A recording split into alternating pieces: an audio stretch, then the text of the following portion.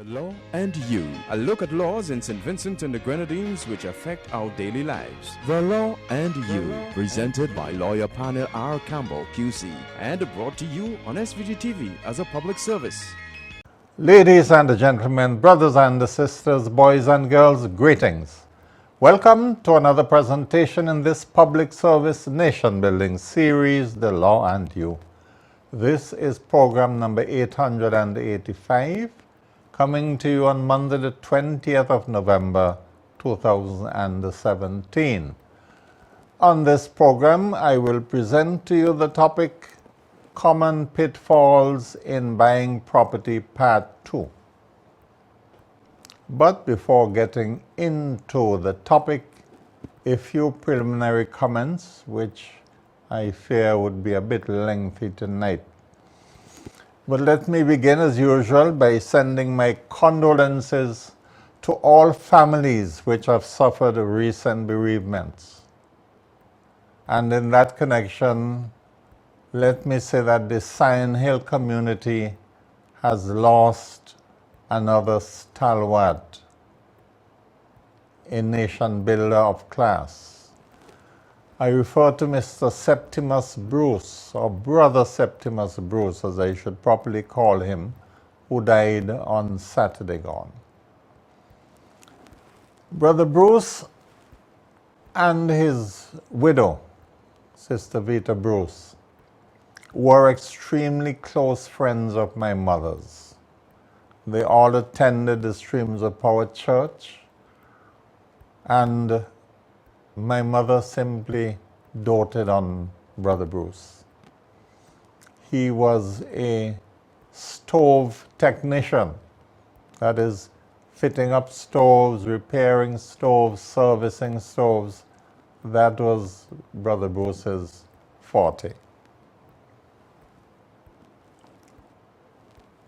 He leaves to mourn several children, including his daughter Kim, who is married to Brother Leo May. Kim and Leo, my close personal friends. Other children, one of whom just got in a few hours from Canada after the father had passed. Brother Bruce was a stalwart of the Streams of Power Church. Indeed, he and Sister Bruce were married there on the 31st of July, 1982. He would be greatly missed, and I send out my condolences to Pastor Daniel, other members of the leadership, and the members of the congregation of the Streams of Power Church. The family informed me that they are making arrangements for Brother Bruce to be laid to rest sometime towards the end of this week. My deepest condolences to the entire family. On a lighter note, let me send my personal best wishes to Her Majesty Queen Elizabeth II and His Royal Highness Prince Philip on celebrating their 70th wedding anniversary today, 70.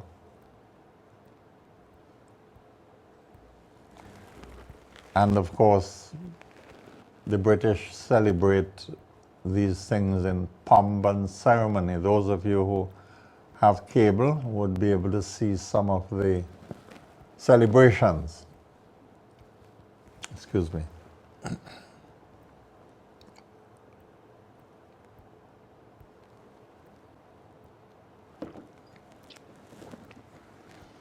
Now, last week, when I reminded you of the book launching that is to take place next week, I did tell you that I would have a few more words to say about Reverend Victor Job's book,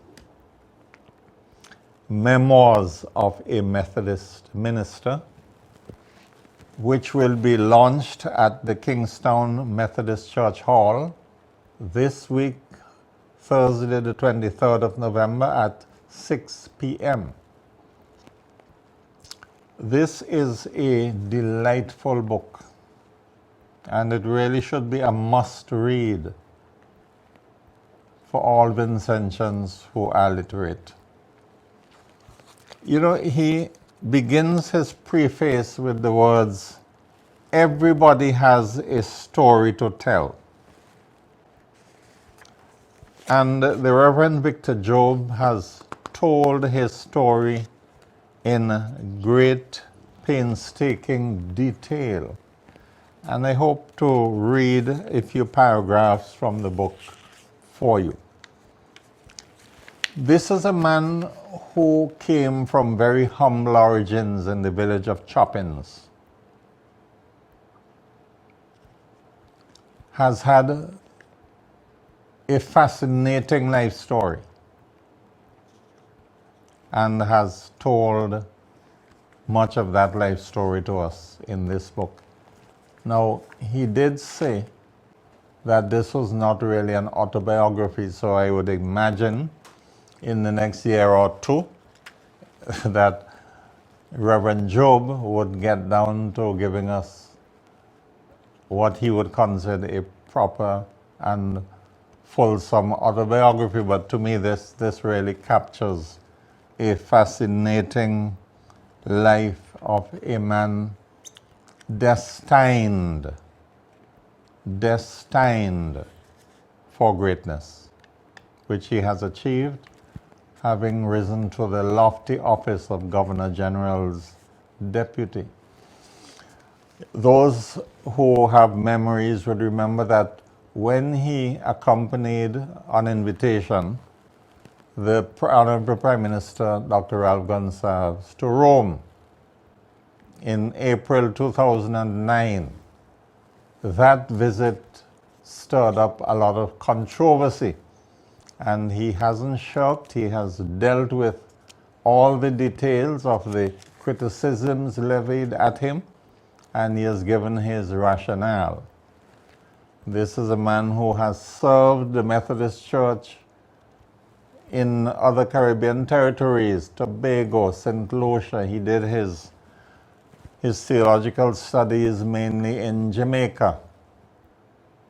This is a book which I really want to recommend most strongly to, not just to Methodists, and this is a must-read for Methodists, but to teachers, civil servants, students, all of us. Let me read a few paragraphs from the opening chapters of the book. I'm reading from page 3. Life in Choppins during the 1940s through to the 1960s could be considered below acceptable standards when compared with life in some other parts of the country. The social and economic conditions in the village were not conducive to upward mobility. Social amenities like electricity, telephone, and pipe-borne water were non-existent. There was no electricity to provide light and energy. Homes were lit by lanterns, imported lamps with glass shades marked "Home, Sweet Home," and lamps locally made from bottles and flannel wicks, all fueled by kerosene oil. About 2 homes in the village had lamps with shades marked "Home, Sweet Home." Wood was used as fuel for cooking. I go down to the bottom of the page. During the 1960s, the government brought pipe-borne water from Majorca to the village, and 1 standpipe was placed along the main road in the center of the village. The other standpipe was owned by one Mr. Cupid, who paid $10 a month for that service. No other person had pipe-borne water supplied to his or her home. When the water pressure went low, no water flowed to the village standpipe, and some villagers went to Mr. Cupid begged for a bucket of water In granting the favor, Mr. Cupid would demand that something be paid to him to assist in the payment of the monthly water rate of $10. By this time, villagers became aware that the pipe-borne water was safer for drinking when compared with the water from the well at Boromo. The water from the well was now used mostly for washing and bathing. There was no flush toilet facility or water closet in Choppins during the early periods of my childhood and youth. Obviously, this was so because there was no pipe-borne water to flush toilets.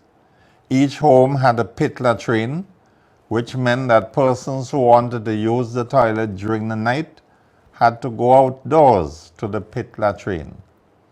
The older folks or the sick or disabled who could not have gone outside during the night had to use a container, a bucket, basin, pail or potty, and in the following morning someone emptied the contents in the pit latrine. I go down to the bottom of page 4. The poverty level in Choppins was so low that some persons, mainly unemployed young men, resorted to undesirable activities. For example, some young men resorted to stealing. During the night, they stole animals, mainly cattle, from the Harmony Hall estate. Sometimes they would kill a cow, take the hind and front quarters, and leave the remainder of the animal in the field. On the same night, they took the meat to one of the young men's homes to make a big cook-up. They cooked by stewing up the amount of meat they were able to consume for the night and shared up the rest among themselves, which they took to their homes. They also stole chicken from a chicken farm owned by a gentleman, a lawyer, at Rathamil. They went to the chicken farm during the night, cut the protective wire fence surrounding the farm, took out the number of chicken they needed, and placed them in a crocus bag with such skill that the chicken did not make any noise. On the same night, they would cook the chicken in the kitchen of one of the men in the group. These stories were told by the young men themselves when they fraternized together in the village square. I was also a victim of theft. I was the owner of a Zondap motorbike. One morning, that is, sometime in the latter 1960s, I went to fetch my bike but did not see it. It was removed from the place where I normally parked it at my home.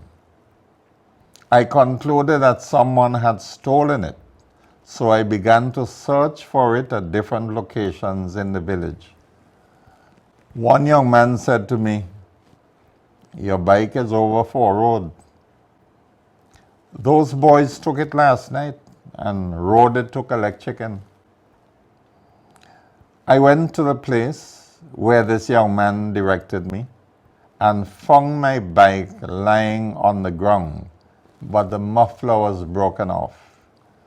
I concluded that because the muffler broke off, they abandoned the bike and left it where it broke down.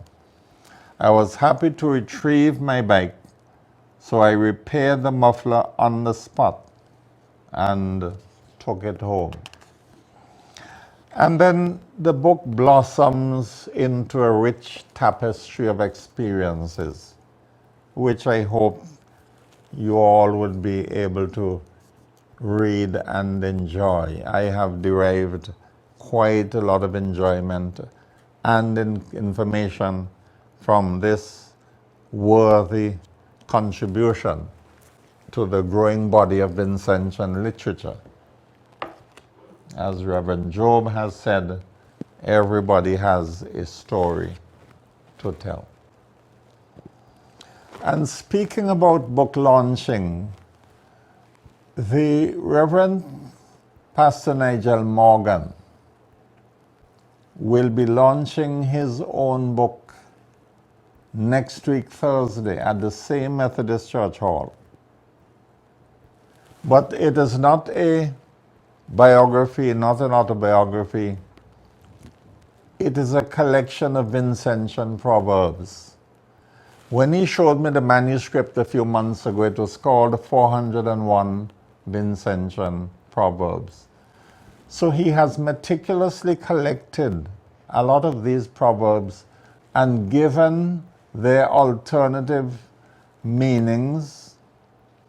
And I find that it would be a very, very worthy addition to the literature in schools. There is hardly, in fact, I couldn't think of any Vincentian expression, colloquial expression, or slang for that matter, that I did not find chronicled in Pastor Morgan's book. So I commend that to you, and hopefully Pastor Morgan may get in touch with me and give me some more information that I can share with you next Monday, Divi, when I come to do preliminaries for next Monday's program.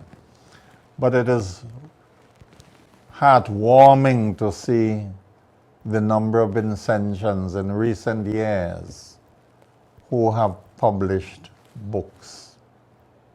It is a good sign. All right? And speaking about books, let me say welcome to the arrival of the MV Logos Hope, which came in this morning. We'll have a formal opening ceremony tomorrow morning, and it will be here for a few weeks as Pastor Frederick and the other members of the Encounter team have been informing us on Encounter in recent weeks. Okay? All right. So let us now go to the topic for the evening. To continue last week's topic, common pitfalls in buying property. Well, if it is one thing I hope that you remembered from what I told you last week, is that when you are going to buy property, unless you are a lawyer or have legal advice, legal experience, do seek legal advice from somebody qualified to give it to you. Excuse me.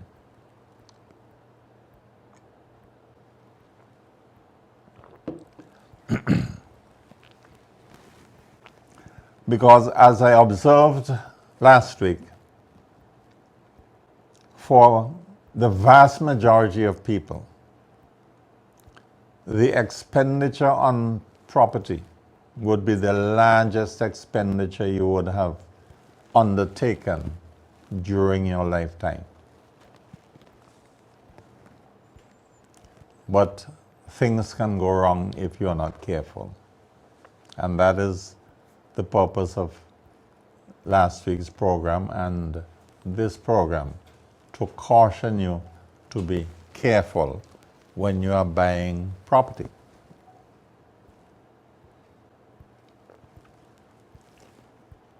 One of the things you must ascertain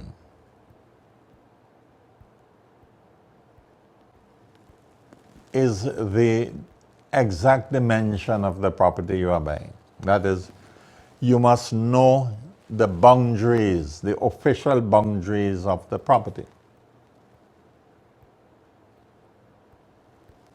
You may be buying a parcel of land from somebody who got it from his or her parents.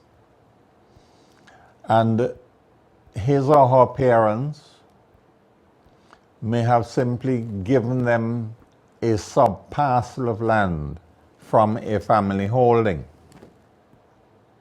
and may have staked out some informal boundary markers without the benefit of a survey plan.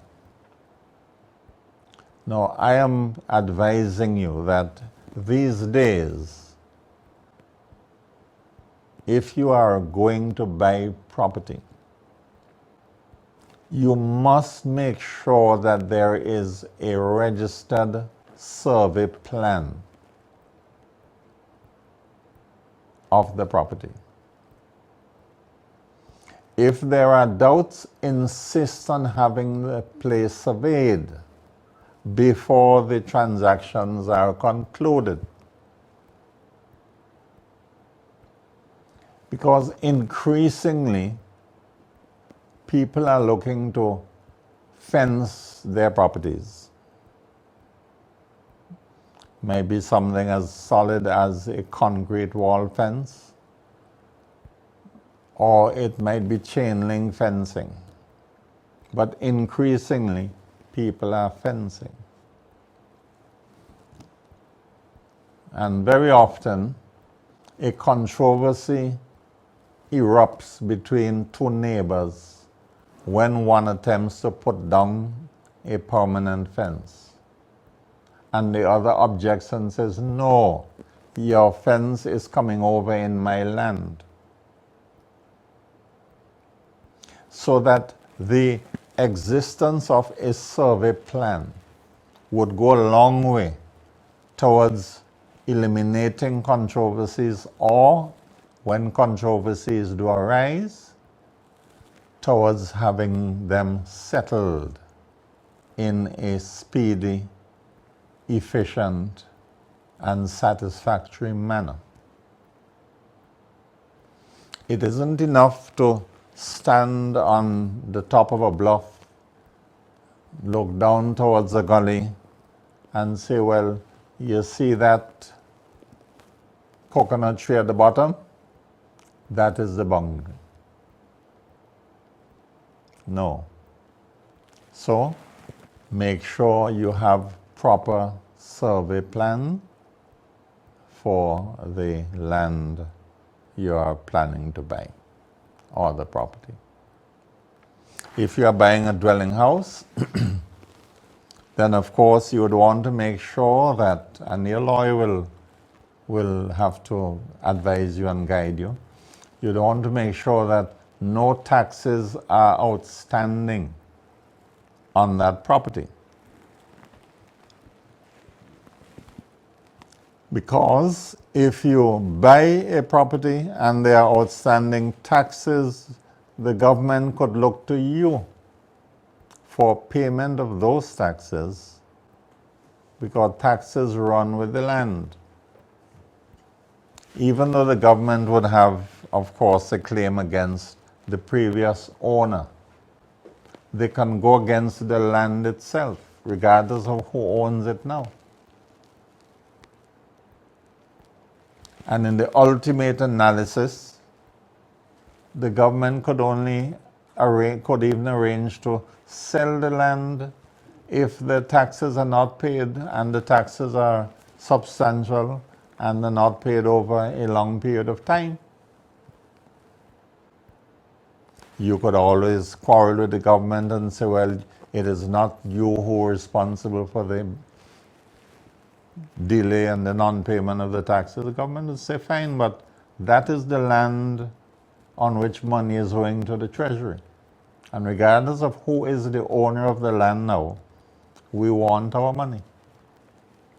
So make sure the taxes are paid up.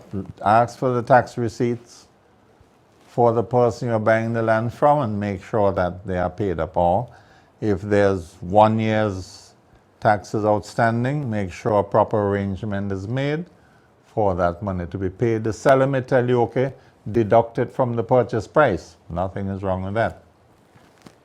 And of course, if you're buying a dwelling house which is connected to the water and the electricity mains, make sure the bills are all paid up. Because again, never mind the electricity is in the name of the former owner. If there is arrears and the electricity service is cut off, WINLEC would say, well, whoever occupies the property now, if you want the premises reconnected to the electricity supply, see to it that we are paid our arrears. Same for the water bill. So these are things which you might overlook when negotiating and money is passing and you're about to move into the premises you have acquired. The other pitfalls are pitfalls which your lawyer will guide you to avoid by carrying out proper searches. You have to be sure that the person who is negotiating to sell you property has the authority to sell that property.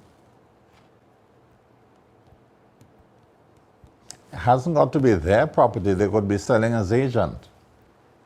But you have to make sure that when they negotiate with you, they negotiate on the strength of proper documentation, establishing the agency relationship between the person negotiating with you and the real owner of the property. So you have to be sure that if there are members of a family who have interest in a piece of land or in a property, and one of them is coming to talk to you about selling it to you, you have to know which of them you are dealing with and make sure that that one has the authority. If several of them are required to agree to the sale, it is not enough for you to have an agreement with one or two of them. You have to have an agreement with all who have interests in that property. Because if, say, 7 members of a family have interest in the property, even though the interest of one may be small, if that one says, look, I'm not agreeing to any sale, that's it. The others can't force a sale unless there's some documentation giving them that authority. The others can't force a sale if one is saying, no, I am not selling. I want the property for my interest in the property, my piece of land cut out for my children. So these controversies have to be overcome. Or the question is, unless your title deed is signed by the person or persons who has or have a legally recognized interest in the property, whatever title deed you have signed by others is not good enough. And then when you turn to negotiate with a lending institution to try and take out a mortgage to help you to buy the property, the lawyer for the lending institution will carry out his or her searches. And if they discover any encumbrances on the title, they would advise their client, the lending institution, not to lend the money because something is wrong. Things are not straight. There's a problem.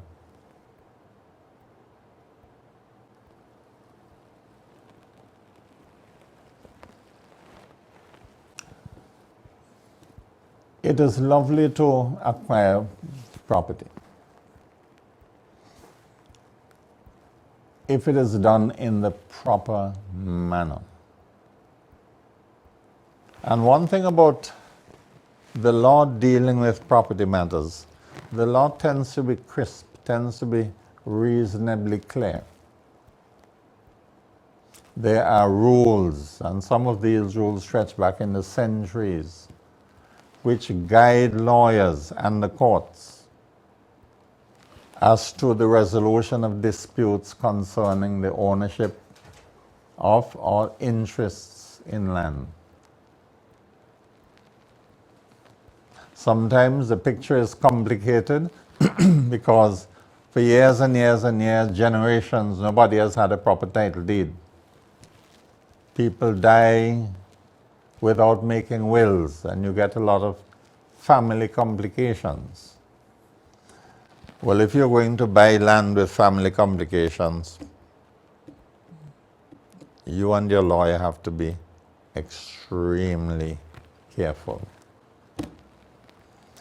All right?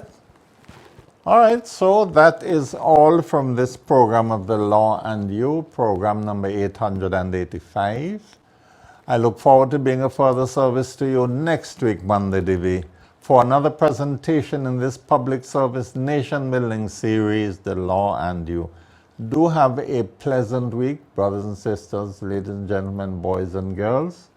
See you at Reverend Victor Job's book launching on Thursday, 23rd, 6 o'clock, Methodist Church Hall. And may the good Lord continue to bless us all.